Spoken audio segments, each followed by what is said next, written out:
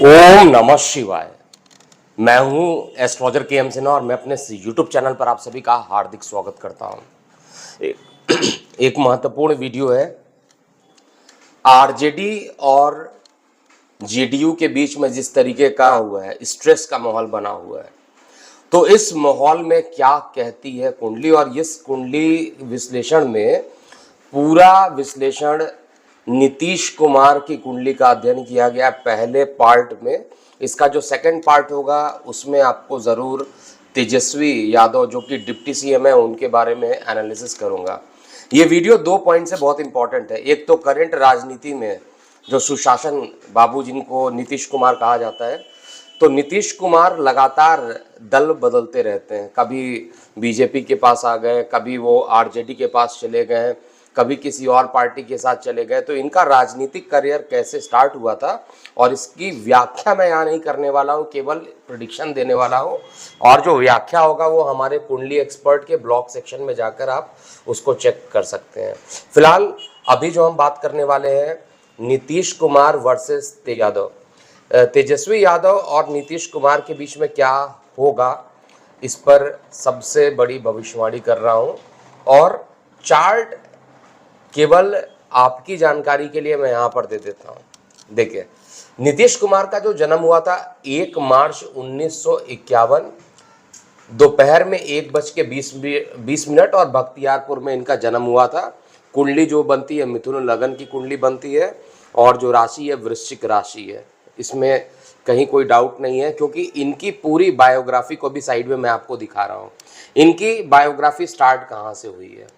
1977 1977 इन्होंने राजनीति में पहला कदम रखा और हरनौड सीट से इन्होंने विधानसभा चुनाव लड़ा और पहली बार में ये चुनाव हार गए। उस समय शुक्र के अंदर राहु की महादशा चल रही थी। इसके बाद 1980 में एक बार पुनः उसी सीट से इन्होंने चुनाव लड़ने की पुनः कोशिश की है, फिर हारे। उस समय पूरा शुक्र की महादशा चल रही थी। ये इंडिकेट कर रहा है कि इनकी कुंडली में जो शुक्र है, हालांकि योग कारक होता है, लेकिन फिर भी इनकी कुंडली में शनि से दृष्ट है शुक्र और केतु से दृष्ट है। शनि और केतु से दृष्ट होने के कारण योग कारक ग्रह भी खराब परिणाम देने लगते हैं और दशम भाव में बैठे हुए हैं, उच्च के शुक्र है। सामान्यतः अगर पहले नज़र में देखते हैं तो ऐसा लगता है कि शुक्र की महादशा इनकी तो काफ़ी अच्छी जाएगी, लेकिन शुक्र की महादशा उतनी ही खराब गई। तो उसका रीज़न आपको यहाँ पर दिखाई दे रहा है। और इसके बाद जैसे ही सूर्य की महादशा प्रारंभ हुई, पहली बार जो सीट से वो चुनाव लड़ रहे थे, 2 बार हार चुके थे, उसके बाद पहली बार ऐसा हुआ कि ये विधानसभा चुनाव जीते और एमएलए का जो चुनाव होता है वो जीत गए। ये डेट था 1985 से 89 के बीच का। ये जो टाइम था उसमें सूर्य की महादशा प्रारंभ हुई थी। सूर्य इनकी कुंडली में भाग्य भाव में बैठा था, भाग्य निश्चित रूप से चमका रहा था और साथ में पराक्रम भाव का मालिक था, नेम फेम का मालिक था। उसी की महादशा स्टार्ट हो गई और वहीं से पहली बार ये एमएलए चुने गए। उसके बाद सूर्य में जैसे ही शुक्र आया, ये सूर्य के अंदर जैसे ही सूर्य की महादशा प्रारंभ हुई, पूरे तरीके से कहा जाए सूर्य में सूर्य की महादशा प्रारंभ हुई और उसके बाद ये लोकसभा में एमपी तक बन गए। पहली बार ऐसा हुआ कि मेंबर ऑफ पार्लियामेंट ये बने और यहीं से इनकी जर्नी ऐसी स्टार्ट हुई कि ये पीछे मुड़ के नहीं देखे। लगातार एक के बाद आपको डिस्प्ले में मैं बस दिखा देता हूं कि किस किस समय में क्या क्या हुआ था। जिनको नोट करना है वीडियो पॉज करके आप नोट कर सकते हैं। मैं संक्षेप वाली बात यहाँ पर करूँगा। इनकी पूरी कुंडली का जो एनालिसिस मैंने किया है, इनको सबसे ज़्यादा फायदा अगर किसी ने दिया है तो सूर्य ने दिया है। सूर्य ने सबसे पहले इनको एमएलए बनाया।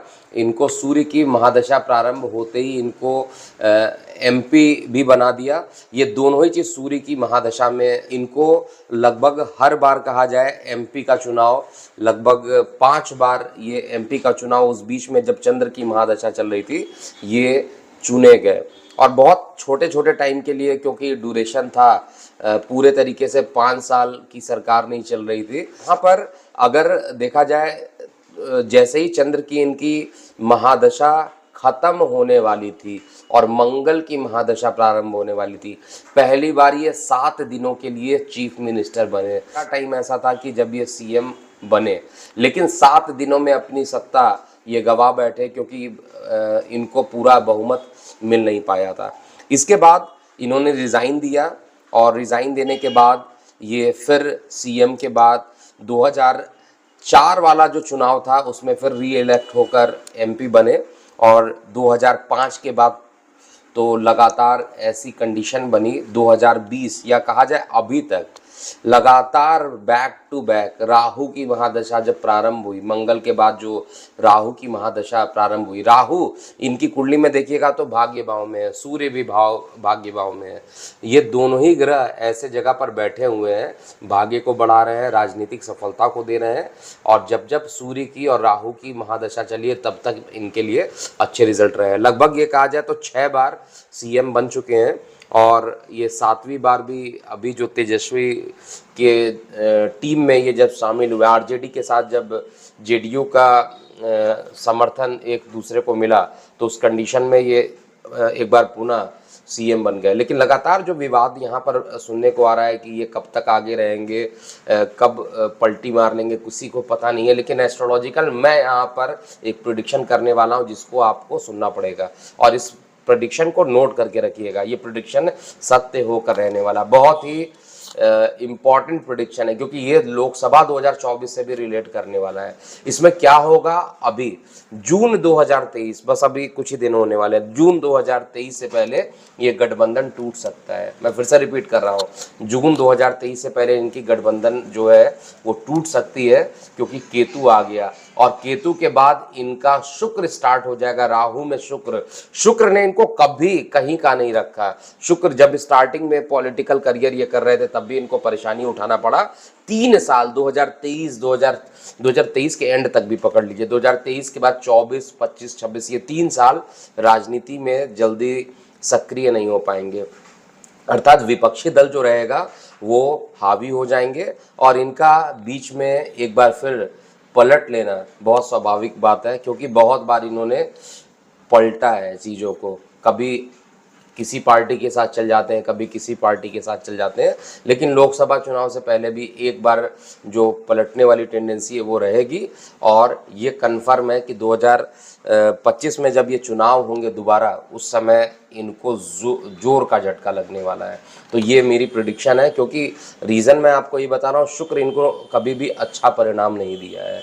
तो अभी के लिए इतना ही। मैं हूँ एस्ट्रोलॉजर KM सिन्हा। आप अपनी प्रतिक्रिया कमेंट बॉक्स में ज़रूर लिखिएगा। ओम नमः शिवाय।